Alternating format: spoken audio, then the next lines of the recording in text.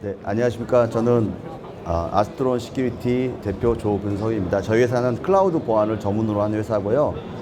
이글루 코퍼레이션의 이제 패밀리사라고 할 수 있겠습니다.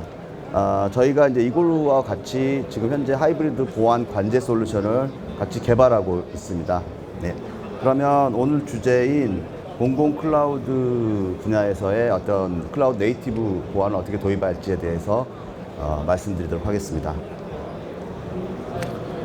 내용은 보시는 바와 같이 잠시만요. 이게 공공 클라우드 공공의 정보보호 트렌드와 클라우드 네이티브 보안이란 무엇이고 또 공공기관에서는 어떻게 네이티브 보안을 도입해야 될지 그 부분에 대해서 말씀드리도록 하겠습니다. 먼저 이제 공공 분야의 정보보호 트렌드에 대해서 말씀드리겠습니다.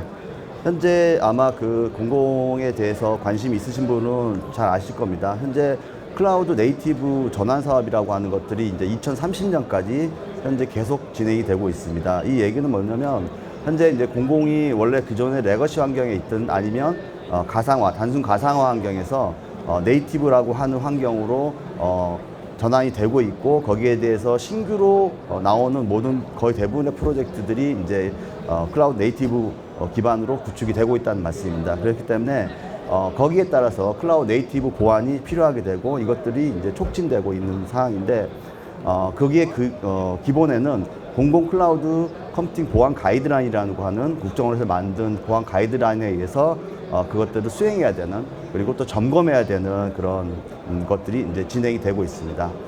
그리고 또 하나가 이제 잘 아시겠지만은 국가망 보안 체계라고 이제 N2SF 체계라는 것을 이제 새롭게 국정원에서 가이드라인을 만들었고요. 거기에 의해서 향후에는 그 체제 하에서 모든 공공에 있는 보안 그런 것들이 이제 구축이 돼야 되고 거기에 따라서 점검이 돼야 되는 이런 두 가지가 있기 때문에 또 이 N2SF는 저희가 이제 그동안에 계속 그 조금 화두가 됐던 제로 트러스트를 기반으로 하고 있다는 말씀을 드립니다.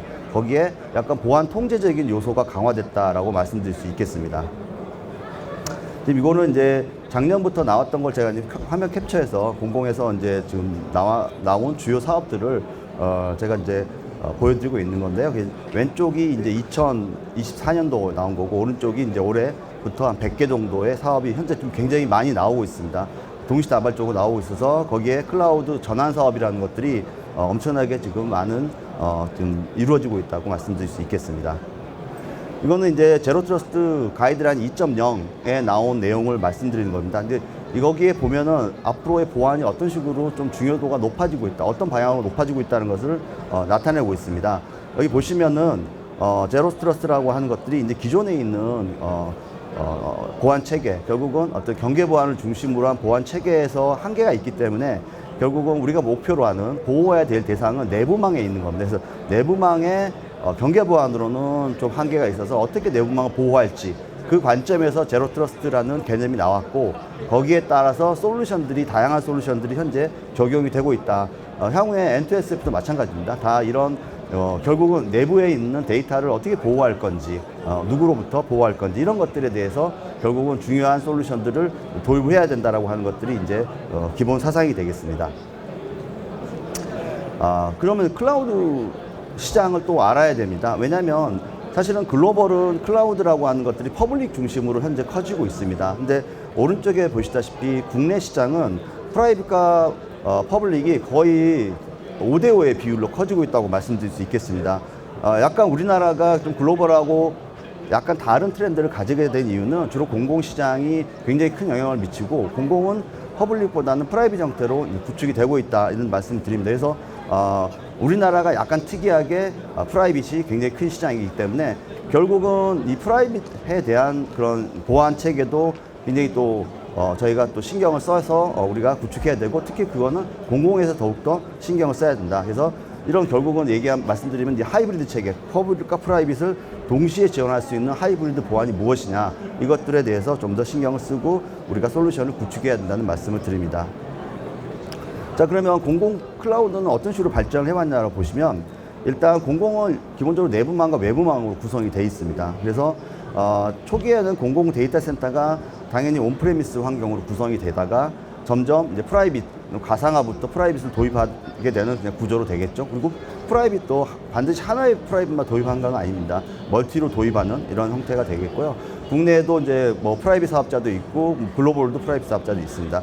그러면서 이제 퍼블릭 사업자들이 등장하게 되면서 그 퍼블릭 사업자들이 공공존이라는 걸 만들었습니다. 그래서 퍼블릭 사업자, 즉 CSP의 공공존을 점점 이제 공공기관에서 사용하게 됩니다. 이렇게 되면 어떤 식으로 되냐면 기본적으로 온프레미스 환경, 또 프라이빗 환경, 퍼블릭 환경이 동시에 갖춰지는 이런 형태의 공공기관들이 점점 늘어나고 있습니다. 물론 하나만 쓰는 공공기관도 있지만 여러 개를 쓰는 기관이 나타남으로써 보안적으로 굉장히 좀 어려운 지경에 지금 빠지게 되는 겁니다. 하나만 관리하기도 어려운데 또 이 망간에 외부망간 내부망간에 또 데이터가 왔다 갔다 하면서 거기서 어떻게 또 이거를 데이터를 보호할 건지에 대한 숙제들이 많이 남아 있는 거죠. 그래서 그런 것들이 지금 나오고 있고, 특히 이제 공공에서는 대구에 이제 PPP 존이라는 걸 만들어서 CSP들이 거기에 일정 부분을 할당을 받아서 거기서 또 클로즈드하게 서비스를 하고 있습니다. 그래서 이런 것들, 그리고 또 거기에 따라서 또 우리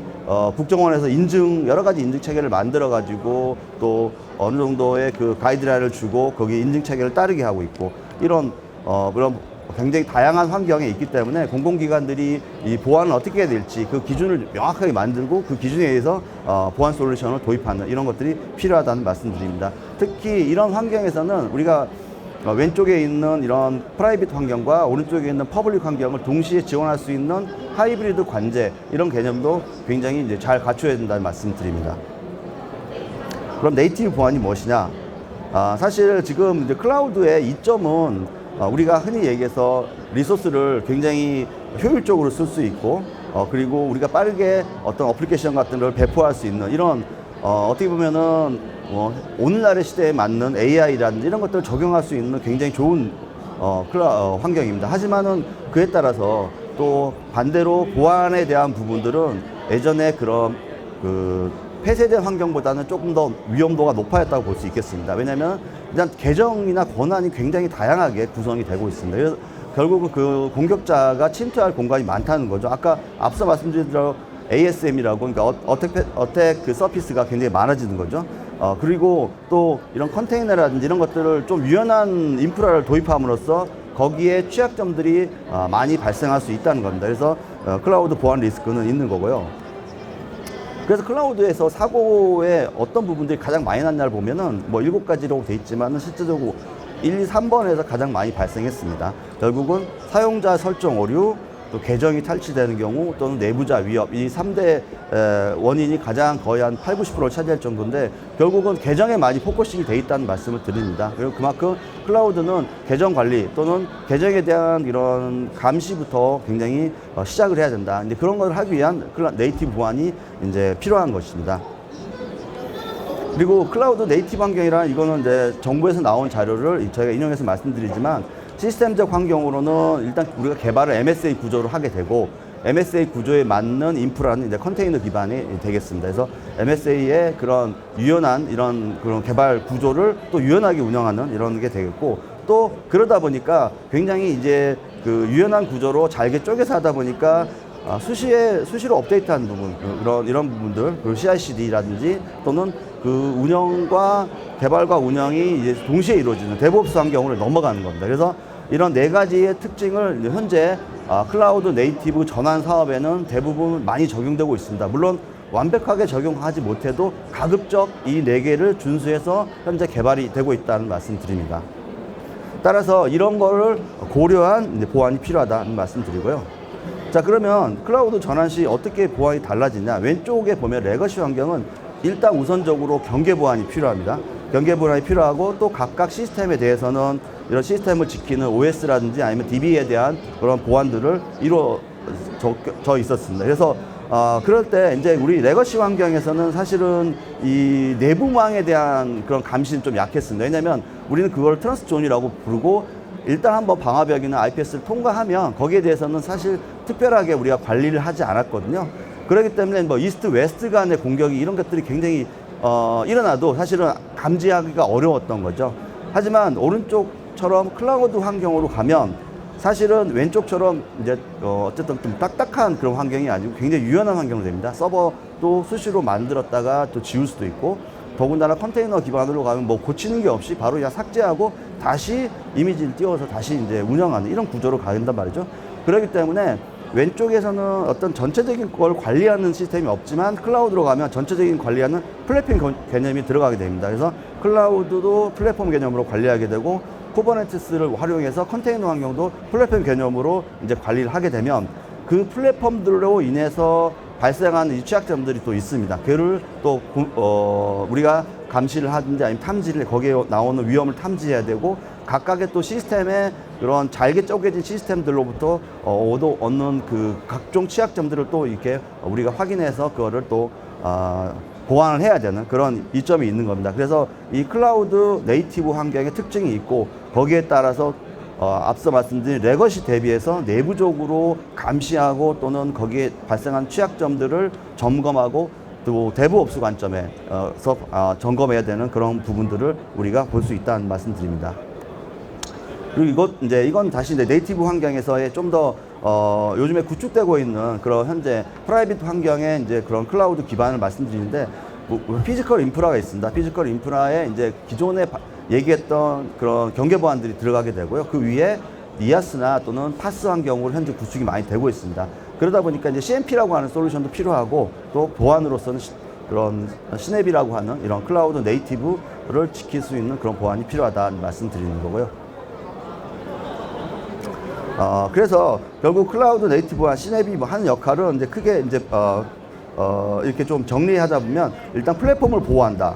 그리고 취약점을 진단한다. 그리고 계정을 보호하고 컨테이너 내부에 있는 이런 런타임 환경까지 보호하는 이런 부분들을 하는 거고, 그 밑에는 당연히 경계 보안이 반드시 필수적으로 필요합니다. 그래서 레거시 보안으로 탐지가 불가한 영역을 우리가 이제 클라우드 보안 솔루션을 가지고 이제 보안 역할을 한다라고 말씀드릴 수 있겠습니다.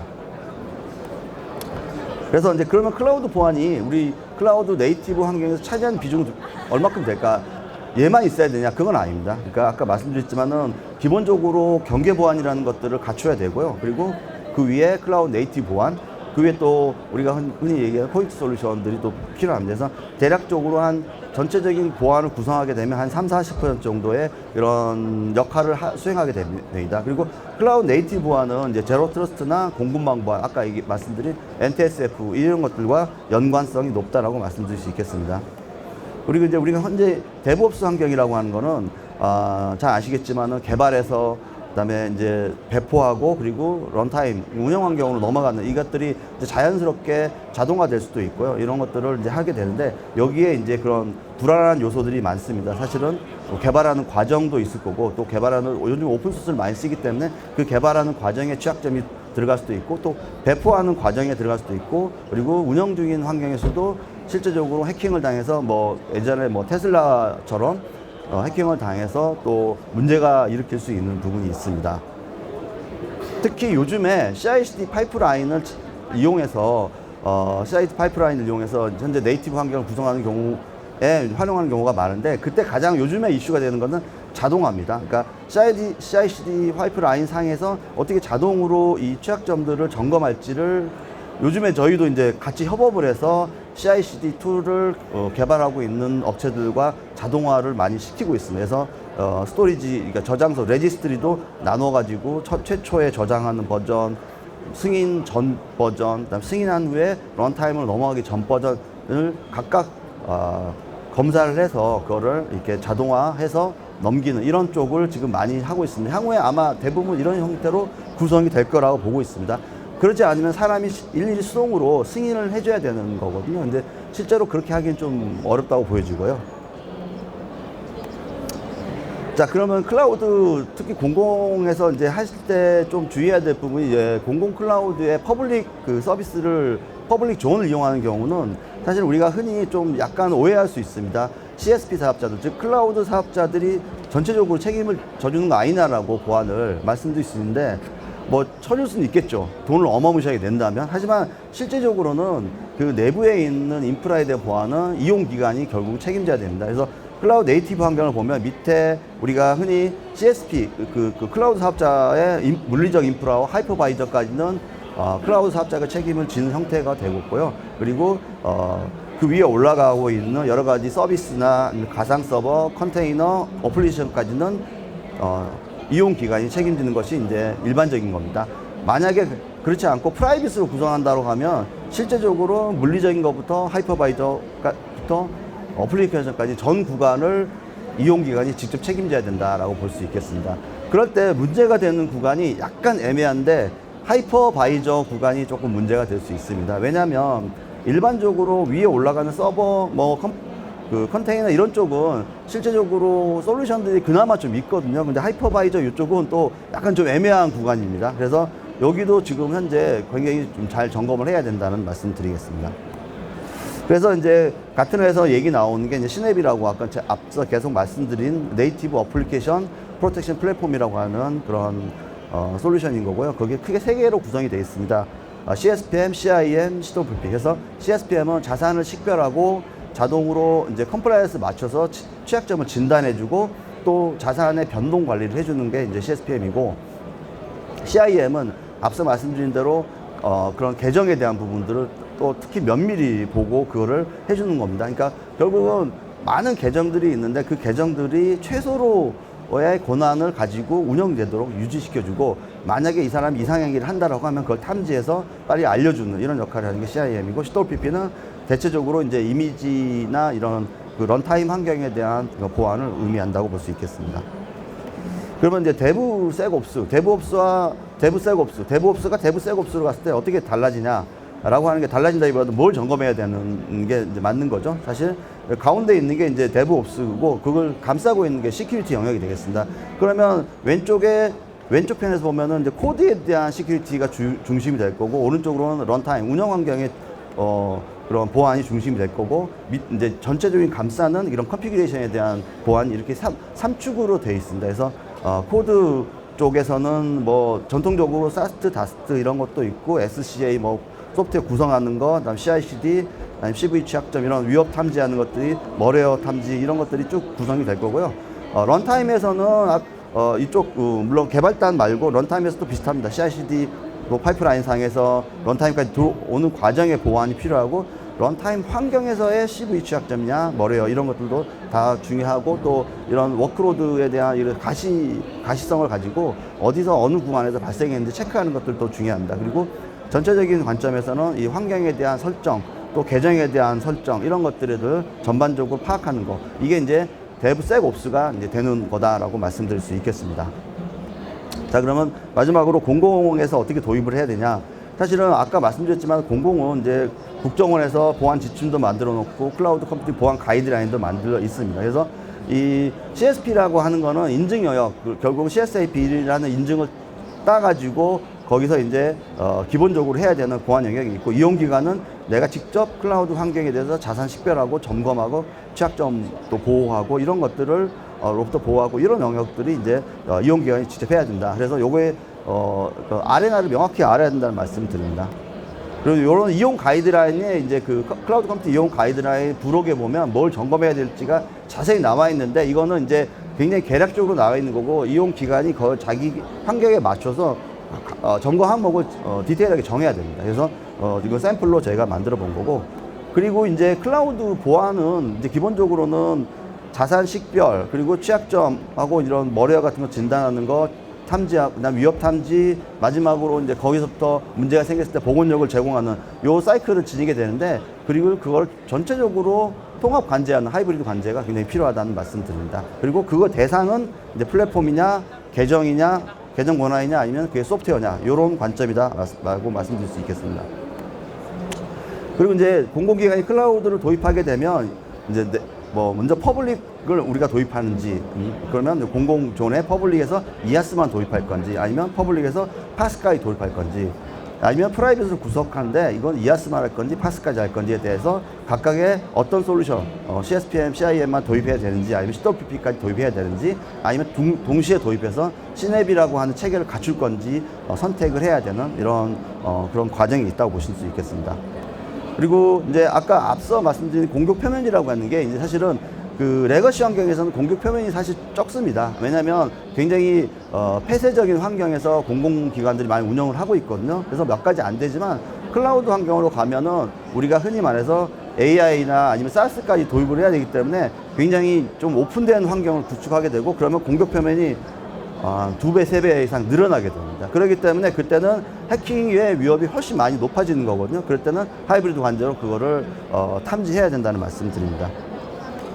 그리고 이제 클라우드 네이티브 보안과 제로 트러스트는 굉장히 연관성이 높습니다. 왜냐하면 이제 어차피 이것도 다 미국의 이제 어떤 행정명령에 의해서 만들어진 거고, 클라우드 환경으로 이전하면서 나온 개념이 이제 제로 트러스트, 뭐 그거가 원인은 아니지만은 더 가속화시켰던 게 이제 클라우드 환경으로 이전하면서 제로 트러스트나 공공망 보안이 중요해졌다라고 말씀드릴 수 있습니다. 그래서 그것들이 관련성이 높으니 이 부분도 참고를 해야 될 것 같고요.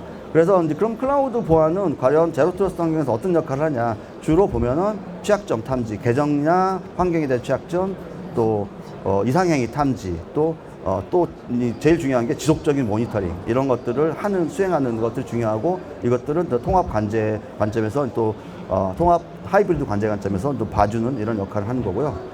그리고 이제 최근에 나온 게 이제 N2SF라고, 스퀘어 SF라고 하는 국정원에서 이제 가이드라인이 나온 건데, 이제 그거는 이제 CSO 등급에 의해서 주체, 위치 또는 객체가 이제 우리가 데이터가 보관되고 있는 이런 시스템이나 이런 것들을 주로 객체로 보고 있고, 그 객체까지도 CSO로 나눠서 관리하는 이 체계를 이제 N2SF라고 하는데, 이거는 이제 통제 관점이라고 보시면 되겠습니다. 그래서 그거를 만약에 제로 트러스트와 N2SF가 이제 겹치는 영역이 있고, 그 겹치는 걸 활용해서 어떻게 통제할 거냐를 이제 앞으로 각 공공기관들이 아마 하게 될 겁니다. 그래서 이것도 또 CSO 체계로 나눠가지고, 가령 이제 제가 예를 들어서 이제 가져온 겁니다.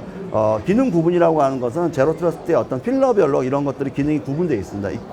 제로 트러스트에서 클라우드 관점의 측정 항목들이 나올 겁니다. 나오면 이 항목들이 과연 성숙도 관점에서 어느 정도를 커버하는지 나오고, 그거가 반드시 이제 우리 NTSF 관점에서 이게 C등급이냐, 아니면 S등급이냐, 5등급이냐까지, C등급까지 할 거냐, S등급까지 점검할 거냐, 5등급까지 점검할 거냐가 정해질 겁니다. 그래서 이것도 이제 아마 기관별로 다 각자 나눠가지고 이런 것들을 정하고 내가 어디까지 측정할지를 아마 정하게 될 겁니다. 그래서 이게 이제 거의 이제 내년부터는 법제와 비슷하게 돼서 아마 기관들이 이거 가지고 평가를 받을 텐데, 거기에 대한 근간은 위에 보시다시피 이제 국가 클라우드 컴퓨팅 보안 가이드라인과 그리고 제로 트러스트 가이드라인이라든지 이걸 따라가지고 이 항목들이 만들어질 거라고 보고 있습니다. 그래서 그런 관점에 이제 많은 이제 컨설팅과 사전에 그런 것들이 이루어질 거라고 보고 있습니다.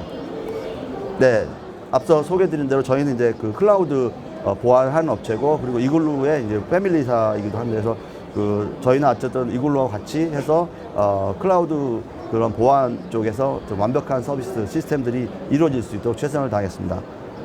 네, 발표를 마치겠습니다. 감사합니다.